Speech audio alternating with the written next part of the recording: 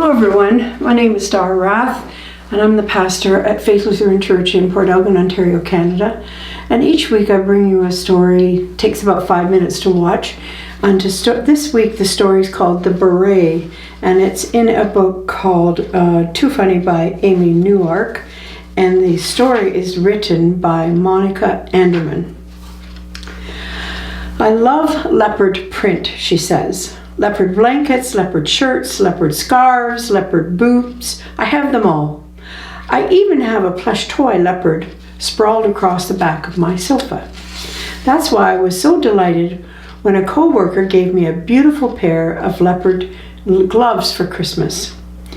This young lady was brand new to our organization and had arrived at the perfect time. Right before the holidays, a large project had sprung up on me with already full workload. I welcomed Stella's assistance. Even so, I still often had to work many late hours and sometimes Saturdays to ensure the project was completed by its quick deadline. On Sundays, I caught up on housework and laundry. One Sunday, though, I decided to treat myself to an afternoon at the mall after all my chores were completed. And that's where I found it, a leopard print beret that matched a new pair of gloves perfectly. Nothing could have been more exciting to me at that moment, and I snatched up that beret in a hot minute. I couldn't wait until Monday to show Stella. Later that evening, after I grabbed a quick fast food dinner, I arrived home still riding high on the adrenaline of my latest leopard print purchase. However, my enthusiasm faded when I opened my front door. Strewn across my sofa under the watchful eye of my plush toy leopard were 2 large loads of laundry waiting to be folded and put away. I couldn't do it. I was just too tired. I tossed my shopping bag next to the pile, its contents half spilling out, and I went straight to bed. I'd like to say that I woke the next morning refreshed, renewed, and ready for the start of a new work week, but quite the opposite was true.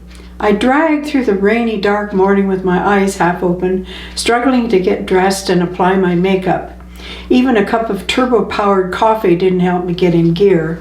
If it wasn't for the fact that I so looked forward to wearing my new hat to work, I probably would have called in sick and crawled back into bed. Instead, though, my responsible side got the better of me, and I took a deep breath and grabbed my beret off the sofa, placed it on my head, and I walked through the door. It was even softer and silkier than I remembered it being the day before. I grinned at the thought of it as I drove to work. What a great purchase. It even had me smiling on a dismal Monday morning. After I parked my car in the office parking lot, I briskly walked to the room I shared with Stella. As I approached, I could see that the light in the room was already on. Stella had arrived ahead of me this morning, and before I entered, I took a moment to adjust my beret. I had to make sure she saw it in all its glory. "Good morning," I sang out as I walked through the doorway. "How do you like my new hat?" Stella looked up and stared. Then she broke out in peals of laughter.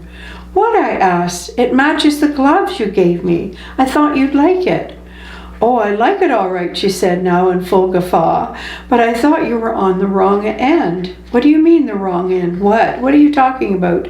She pulled out her cell phone and snapped a photo before I had a chance to object. "Let me show you," she giggled, and she pushed her phone toward my face. And there I saw my mistake. In my haste, I had grabbed my new leopard print beret off the sofa. Instead, I had grabbed a pair of my leopard print underwear and wore them on my head for my entire commute. By now, Stella was truly multitasking as she continued to stare at the photo, laugh, and wipe tears from the corners of her eyes.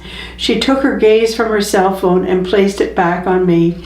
"You know, I own you right now," and she said, "Yes, and she owns me to this day." That's really funny. What a great story. I'm sure we've all done silly things like that for sure. I can't imagine. I just know one thing my mom did one time. She was getting off of the bus, and when she got off, the elastic on her underwear broke and they fell down, and so she just went down, picked them up, and just put them in her purse. She told me that story. I thought that was really funny. I just can't think of anything that I've done, and I'm sure I have. So blessings on your day. I hope you had a good laugh, and thanks for taking 5.